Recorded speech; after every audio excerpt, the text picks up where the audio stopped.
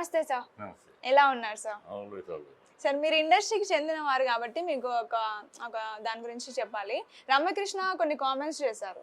ఏంటిదంటే హీరో గాని నిర్మాత గాని పిలిస్తే వాళ్ళు ఏం చెప్తే మేము అది చేయాలి, వాళ్ళు రూమ్కు పిలిస్తే వెళ్ళాలి, మా కోరికలను చంపుకోవాలి అంటే ఇవి పెద్ద మాటలే అనుకోవచ్చు కదా సార్, వీటిని ఎట్లా ఈ చూడాలి? పెద్ద మాటలు అవకాశవాద మాటలు ఇప్పుడు టాప్గా హీరోయిన్గా వెలిగింది.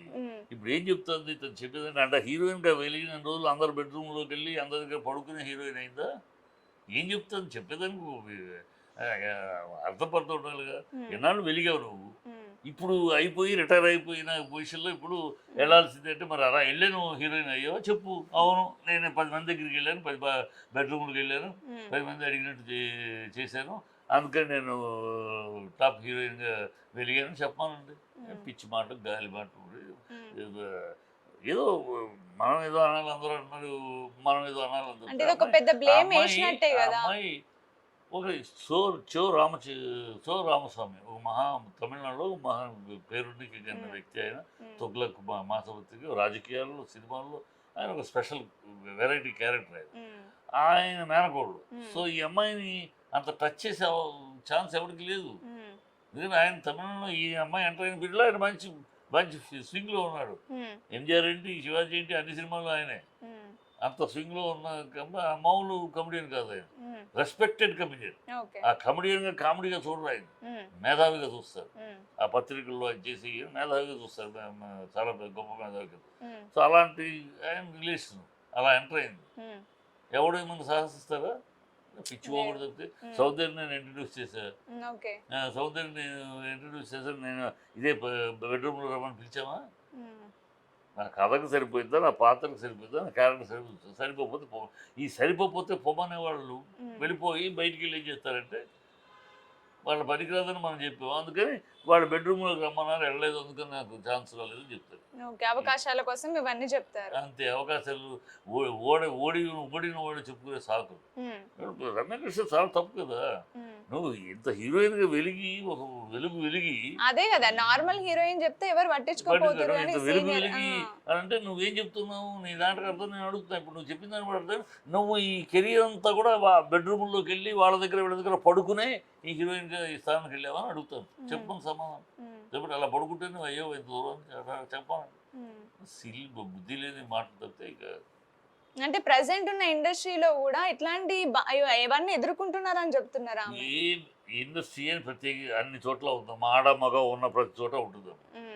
బిల్డింగ్ కన్స్ట్రక్షన్ కూలీల దగ్గర నుంచి రైలు ఎక్కడికి వెళ్ళండి, మా హాస్పిటల్లో మన కలకట్టలో హాస్పిటల్ ఏం జరిగింది, నర్సు ఎక్కడ ఆడ మగ ఈ రెండు ఆడ మగ జాతి మగ జాతి రెండు ఉన్నంతకాలం మగవాళ్ళలోనూ మృగాళ్ళు ఉంటారు, మంచోళ్ళు ఉంటారు, ఆడవాళ్ళలోనూ శూర్పణకులు ఉంటారు, సీతములు ఉంటారు.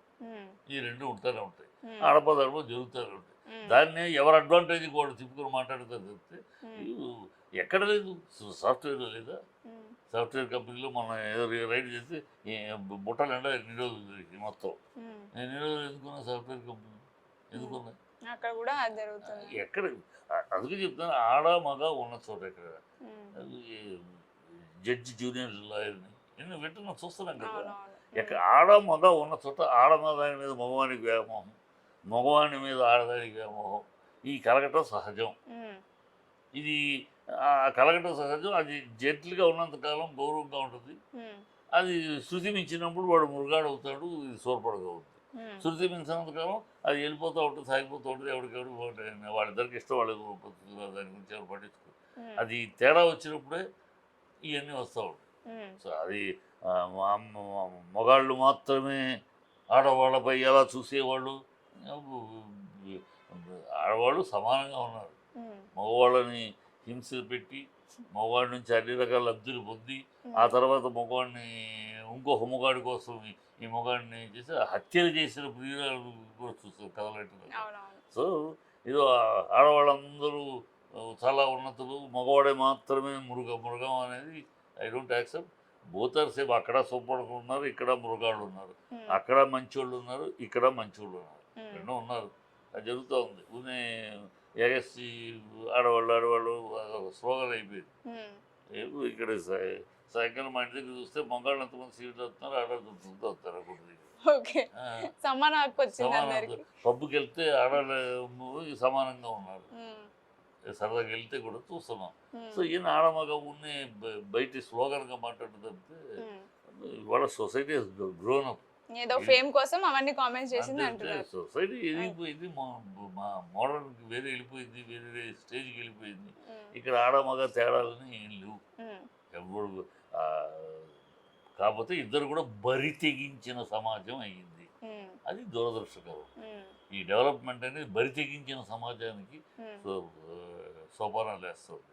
అది మొగా కావచ్చు, ఆడ కావచ్చు, ఈ బార్లు, ఈ పబ్స్, ఈ కల్చర్ తీసుకొచ్చి సమాజం బరి తెగించిపోయింది యూత్. దానికి అది బాధపడాల్సిన విషయం. అమ్మాయి అమ్మాయినికి వెళ్ళాడా, అబ్బాయి అమ్మాయినికి వెళ్ళాడా, ఈ పాయింట్ల కన్నా కూడా అసలు అది ఎందుకు జరుగుతుందంటే సమాజం బరి తెగించిన సమాజంగా తయారైంది. అది ఎందుకు బరి సమాజంగా తయారైందంటే మనమే. సమాజం అంటే ఎవరు, నువ్వు నేను మనమే. మనకు బాధ్యత లేదు. మనం డబ్బు సంపాదిస్తాం, మన పిల్లడు రాత్రి అయితే ఒంటరిగా కూర్చుని ఏం చేస్తున్నాడు, ఏం వీడియో చూస్తున్నాడు చూడడం. పిల్లాడిని ఎంతసేపు డబ్బు సంపాదించడానికి, నువ్వు డబ్బు సంపాదించాలి అది ఇలా ప్రోత్సహిస్తా తప్పితే ఒక మంచి మనిషిగా నువ్వు తయారవ్వాలి, క్యారెక్టర్ చెప్పం. బడిలో లేదు, తల్లి ఒడిలో లేదు, గుడిలో లేదు, ఎక్కడుంది మోరల్ వాల్యూస్? ఇంకా సమాజం బరితెగించిన సమాజంగా ఏమవుద్ది? ఈ విషయాల మీద బాధపడాలి కానీ ఉన్న ఇవన్నీ అయిపోయిన దాని గురించి కాదు. Okay sir, thank you sir.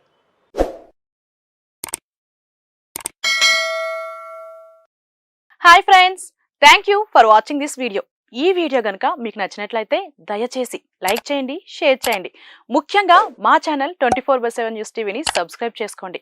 ఆ తర్వాత మీ విలువైన అభిప్రాయాల్ని, మార్పులు, చేర్పులు, కావాల్సిన వీడియో ఏమన్నా ఉంటే మన వీడియో కింద కామెంట్ సెక్షన్లో కామెంట్ రూపంలో తెలియజేయండి. నమస్కారం, సాయిదంచిక మాట్లాడుతున్నాను. ప్లీజ్ సబ్స్క్రైబ్, షేర్, లైక్ చేయండి 24/7 టీవీ ఛానల్.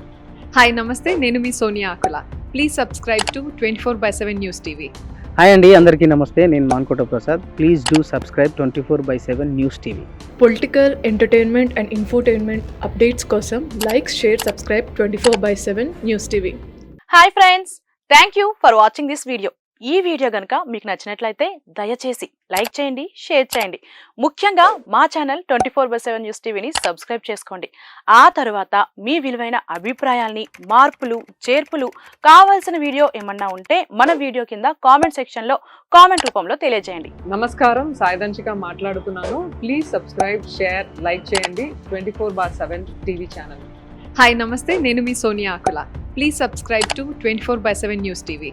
హాయ్ అండి, అందరికీ నమస్తే. నేను Mankota Prasad. Please do subscribe 24/7 news TV.